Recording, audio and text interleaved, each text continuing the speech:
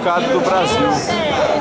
Quem? O nome dele é, inclusive aqui, ao menos em casa, você vai ter que consertar, vou puxar a sua orelha, é Clair Dert, mais conhecido, e particularmente, tem até uma história muito legal aqui.